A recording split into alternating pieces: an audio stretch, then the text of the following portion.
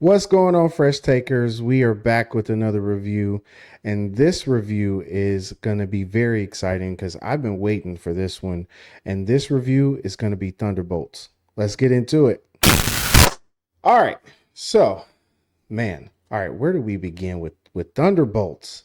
Or let me try to center my fellow Russian. We are the Thunderbolts. No, that was God. Oh God, that was. It's terrible. I don't know why I did that. Okay. Anyway, let's get into this review, guys. So, I am so freaking excited for what's about to happen with Marvel. I feel like Marvel is back in its bag. Honestly, where do I begin, guys? Honestly, I feel like it's been the most excited I've been for Marvel since Black Panther 2. Yeah. Can we really exclude Deadpool for a minute? Okay, so let's exclude Deadpool for a minute and kind of go back to like everything that was connected before Deadpool. The most excited that I've been for anything Marvel has been Black Panther 2. After that, really hasn't been anything since that's got me really excited. And I hate to say that because it's Marvel. Honestly, I didn't even go. I still haven't seen the new Captain America, but it's just, it's just the way it is. So this has gotten me excited because of several things. One, the Thunderbolts. I kind of view the Thunderbolts originally from what I took away from the trailers and how they were kind of slowly set up over time was kind of like the Suicide Squad in a sense, like the Marvel's version of the Suicide Squad.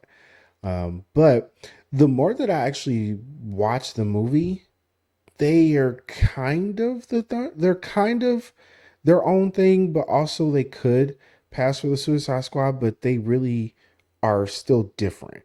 Like the Suicide Squad is, even though they do things to save the world, as you would say, I feel like deep down to their core, they're still bad guys. So you can't really, yeah, you can't really say that they're the same, but how I perceived it, it was like they were. But they did a good job of kind of separating the two. Um, and this movie was simplistic, if that makes sense. Like it wasn't something like we've been seeing where it's a ton of universes or multiverses and a ton of crazy cameos and things. Like it wasn't anything like that. It doesn't feel like Deadpool and Wolverine. It doesn't feel like Doctor Strange too. Like it doesn't feel like a lot of the things that we've been seeing lately.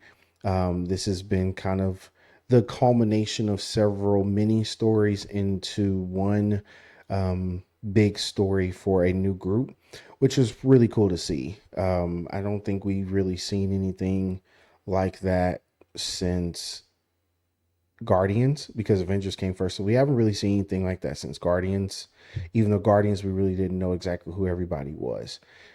So this was honestly a fun movie for me because it was simplistic. They didn't try to do too much. They really just kind of relied on the strengths of the characters that have already been developed. And I honestly enjoyed that and just being a part of the story. The story was simple and easy to follow along with. It wasn't, like I said, it wasn't anything too flashy, but I do honestly like the story though. The story kind of tackled, feeling alone and feeling empty, and having like this void inside of you. And a lot of that is carried throughout the movie through Yelena, who is becoming very, very quickly one of my favorite Marvel characters. I love Yelena because she's funny, she's hilarious, but also she is amazing at what she does. But then also you really you can feel what she has been dealing with, what she's been going through as far as losing her sister, who is the Black Widow, if you guys are sleeping under a rock. To in this movie, she feels alone. Like she talks about that a lot during this movie where she feels empty. They start the movie with her on a mission and literally sitting on top of a roof and just talking about how she feels like she's just kind of like drifting through life and she just feels like she has no purpose, no meaning, and things like that. Like that, you know, that's real. And it's really cool to see the type of character she is and her whole story in the MCU. For her to talk about something like that, kind of it reminded me of how Tony Stark, I believe, in the was it Iron Man 2 or 3, where he was having the panic attacks. Like that was really dope to see. Like even though we view these characters as superhuman and superheroes and they're awesome, at the end of the day, a lot of them are just human beings that go through the same things that we go through. So that was really awesome that the storyline was that deep and you believed it. That was awesome. So shout out to them. That was definitely one of my pros. Another one of my pros, to be honest, would be, like I said, the strengths of the characters. Playing into that, actually using that. One of my people I love to hate in the MCU, and I have to I have to see if I'm still gonna like him now, now that he's trying to be a good guy. Is John Walker, Dollar Tree Captain America. I do not like him. I don't like this dude, and they do a good job of showing you in the movie why you don't like him. It's been a while since we've seen him with the Captain America series on Disney Plus. So you kind of forgot how much of a dick he is. And we got quickly reminded once he showed up on screen that we don't like you, John Walker. We really don't rock with you. But at the end, he everyone has a moment to kind of redeem themselves. And that was, the fact that everyone kind of had like a little character arc was pretty dope. But I love to hate John Walker, so they got to do something. Like I know that um, you know, he's supposed to be on the side of good. I love to hate him, so they got to do something. Like they got to keep him annoying. They got to do something to where I still hate him. They got to do something because I really enjoy hating that character. Like I said, Yelena and her character arc and just the character arc of several people. The Red Guardian, oh my God. The Red Guardian. I love the Red Guardian. He's so freaking funny. The fact this man had a limo service in this movie was hilarious to me. Just everything he says and does was hilarious. But I do like the moments where it is serious as well. But I think it was a very good balance of being funny, but also having a really solid storyline that touched on a real subject. They did a very good balancing act with a lot of things they were trying to prove. Um, Another pro is giving me an antagonist that I am rooting for them to obliterate. Um, D Fontaine, as her name. I think is it Victoria Valentina De Fontaine. That's basically her name in the movie. She's like the unpopular version of Nick Fury in a sense. She's like the overboard version of Nick Fury. And I was rooting for her to get her comeuppance so bad in this movie. And that I feel like I haven't really gotten that in a minute.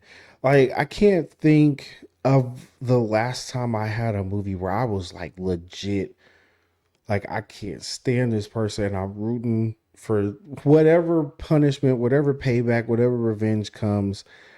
I'm ready for it. And I can't think of the last time I saw a movie where I felt like that. And this movie gave this movie definitely gave that to me because I don't know, something about her. I just couldn't stand her, and I don't know if it was just her cockiness or how she, I don't know. It's hard to put my finger on it. You guys got to see it. You probably will understand at some point what I mean. But man, when I tell you, I was like, somebody hurt this woman, and they did a good job with that. I got to give them kudos to that. So, um, I think the chemistry with everyone was cool. I do feel like some of my cons were a little weird, but you guys tell me what you think. So I feel like one of my cons is I feel like we've lost the, I'm trying to think of the word. When it comes to Bucky the Winter Soldier, I just feel like we've kind of lost how dangerous and just how skilled he was when he was the Winter Soldier. Like, I know that he was being controlled, but like, dude was just terrifying. And I feel like we've gotten away from that. And I personally think there should still be some of that in him. I'm not saying that he has to be as ruthless, but I just, every time I see him now, I just think about all of the fights, the action scenes that he had in Captain America 2, and he just had like, I feel like gradually he's just kind of declined as a character. And like, he's a congressman now. Like, I don't know if that was in, and see, that's the thing. I didn't see the new Captain America movie, so you guys may know something I don't. But he's a congressman now. I was so lost by that. I know he was, he's trying to do something different, make a change, which is good that he's out in society. But I'm like, what happened to the Winter Soldier that just scared the crap out of me? Like, dude was legit a dangerous dude. If y'all don't remember, like, go back and watch Captain America 2. Like, I legit thought he was going to kill somebody in that movie that was very important, like, to us. And now I just feel like, yes, he's on the right side now, but does he have to lose that? So that was a con, just kind of seeing him in this movie and just, I don't know. I was just kind of like, I feel like he could have been like Wanda Maximoff. Like, how dangerous, like, Wanda got even more dangerous after she had turned to the good side. Like, she was dangerous basically the entire time we've known her. Like, I was legit, scared of her powers. Same thing, but they've kind of declined Bucky for some reason. I don't like it. I don't like it because I think they could really do some awesome things with his character, but it is what it is. Another con of mine, uh, what's my con? I had one and I had one, I can't think of it. Oh, um, at first it wasn't that big of a con, but now I kind of feel like it is. Um, the outcome for DeFontaine. The reason why I keep saying that is just how she said her name of the movie. Um, or is it is I think it's De Fontaine. De Fontaine, excuse me. She made sure to correct someone in the movie early on. It was pretty funny. So now I can't get off of it. De Fontaine. I didn't at first. I was cool with how the movie ended for her, but the more I've kind of sat on it, I'm not really happy with it. I'm not happy with it. I still feel like she should have got some sort of payback her coming her way, but we'll see. At least they kind of left it the way they did it. They kind of left it as a cliffhanger of what's going to happen in the future. But I'm at least immediate relief would have been better with some sort of payback. But you know they're trying to story tell and build on something. So I'm gonna let it slide just a little bit, but it still is a con for me. I don't have a lot of cons as far as the production of it. I feel like it had Thunderbolts had its own look. Like I said, it didn't look like it didn't look like Suicide Squads, but it kind of reminded me of it, like I said, from the trailers, just because it's like a hodgepodge team that's been put together. But I like that, Marvel, every superhero movie has its own look and feel to it, and they definitely have their own look and feel. So I do appreciate that. I do appreciate that the kind of sub antagonist in this movie is able to kind of build into a different type of character and have an arc, kind of like Loki. He is he thankfully uh, got the story that I wanted Killmonger to have. I really wanted them to keep Killmonger alive because I felt like his character arc would have been amazing to see from where he started to where he could have gone. Or even if they didn't give him an immediate character arc where he's all of a sudden, fighting for the right team, like even to bring him back would have been awesome. So I that is one of my biggest things that Marvel does is I feel like it's not every villain, but you kind of need that Loki every now and then where he's a villain, you didn't kill him, and then he gets time to develop into something different. Killmonger, I felt like was the next one, but we got we got this one. I don't want to ruin it for you guys of who it is, but I feel like we got it here, and I'm glad because I felt like the movie would have declined if the ending was different. And the ending too, shout out to them for how they did the ending because it wasn't how you think it would go.